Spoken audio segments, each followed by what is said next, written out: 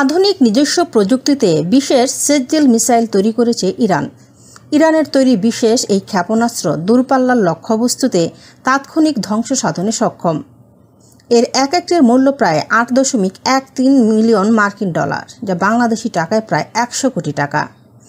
Iran তাদের সর্বাধুনিক এবং ভয়ঙ্কর অস্ত্র সেজ্জেল ব্যালিস্টিক মিসাইল ব্যবহার করে ইসরায়েলের বিভিন্ন গুরুত্বপূর্ণ সামরিক এবং বেসামরিক স্থাপনায় আঘাত হানিয়েছে। সেজ্জেল হলো একটি দ্বিস্তর বিশিষ্ট সলিড ফুয়েলযুক্ত মিডিয়াম রেঞ্জ ব্যালিস্টিক মিসাইল। এর দৈর্ঘ্য প্রায় 18 মিটার, ওজন প্রায় 23 টন।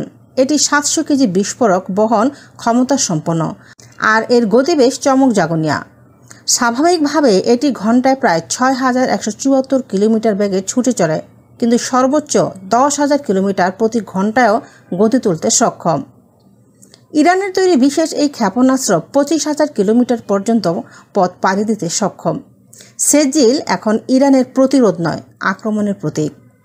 ব্যালিস্টিক মিসাইল এবং শাহেদ 107 এর পর সেজ্জেল সামনে এনে এবার পুরো বিশ্বকে যেন আবারও দেখিয়ে দিল ইরান কি করতে পারে। ইরানের পাল্টা মিসাইল হামলা সামাল দিতে বিশ্বের বিখ্যাত আকাশ প্রতিরক্ষা ব্যবস্থা আয়রন ডোম সহ 3 স্তরের নিরাপত্তা ব্যবস্থা রীতিমতো ধ্বংস হয়ে গিয়েছে।